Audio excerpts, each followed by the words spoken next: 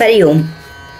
अष्टावक्र गीता योगदास श्री जय गणेश जोशी यांचे प्रवचन.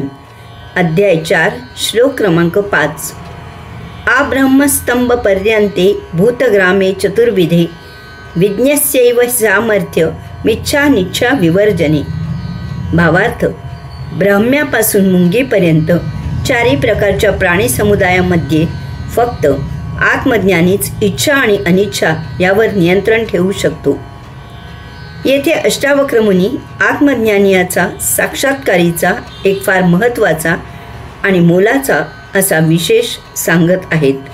प्रत्येक मानवाने, मुमुक्षुने, साधकाने, संन्याशाने आणि योग्यानेही हा विशेष आवर्जून लक्षात घेण्यासारखा आहे.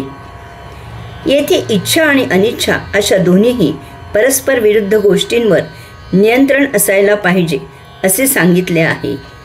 नाहीतर सर्वसाधारणपणे सकारात्मक गोष्टी प्रिय असतात आणि त्या कोणी काबूत ठेवू इच्छित नाहीत. नकारात्मक गोष्टींवर संयम बाळगायला सर्वच शिकवतात. उदाहरणार्थ, मैत्री करू नये असे कोणी सांगणार नाही.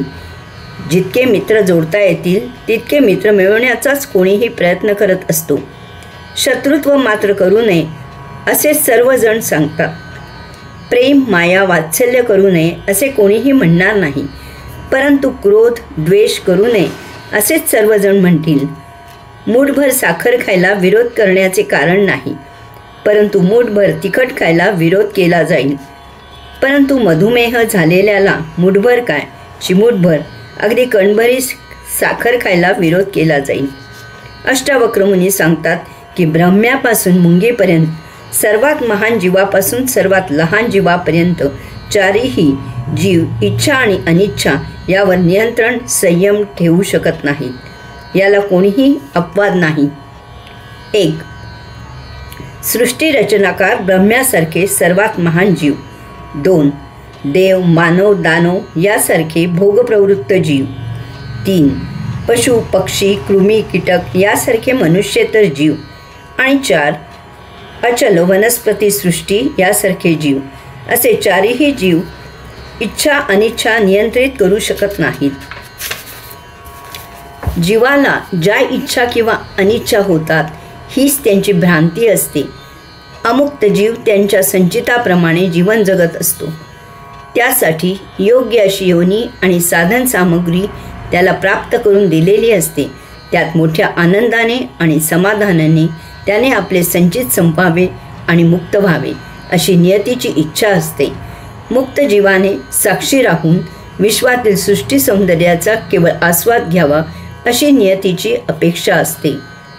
साक्षीत्वाने जीवन जगताना इच्छा किंवा अनिच्छा झाल्या तरीही त्यावर अमुक्त किंवा मुक्त अशा दोन्हीही जीवांनी विवेकाने आणि संयमाने नियंत्रण ठेवून सृष्टीलीलेचा परमानंद, नित्यानंद, कैवल्यानंद घ्यावा हेच त्याचे आदर्श जीवन असते. परंतु देहादी इंद्रियांच्या भोगापवर्गतेच्या आहारी जाऊन जीव मोहवश होतो आणि आपले साक्षीत्व सोडतो आणि देहादी इंद्रियांच्या इच्छा किंवा अनिच्छा यांच्या पूर्ततेसाठी अयोगिक कृत्य करतो. भोग निर्माण होतो, जीव उपभोग घेतो आणि तृप्त होतो. परंतु तो उपभोग विलोभनीय असतो. जीव मोहवश होतो आणि इच्छा नसताना अनिच्छेने उपभोग घेतो. याविरुद्ध जीवाला भोग निर्माण होतो. जीव म्हणतो, आज मला उपवास आहे किंवा मी व्रत धारण केले आहे, यास्तव आता मी उपभोग घेऊ शकत नाही. तो इच्छा मारतो. या दोन्हीमुळे भोग निर्माण होतात. असे भोग एका जन्मात उपभोगून संपत नाहीत. यामुळे भोग संचित होतात आणि जीव जन्म मरण्याच्या फेऱ्यात अडकतो. आत्मज्ञानी इच्छा किंवा अनिच्छा अशा दोन्हीही विवेकाने, संयमाने नियंत्रित करतो. यदृच्छेने जे घडत आहे ते घडत आहे, त्यात बदल करण्याचा आपल्याला अधिकार नाही याचे भान त्याला सहजच असते. विवेक, संयम त्याच्यात सहजावस्थेतच स्थित असतो.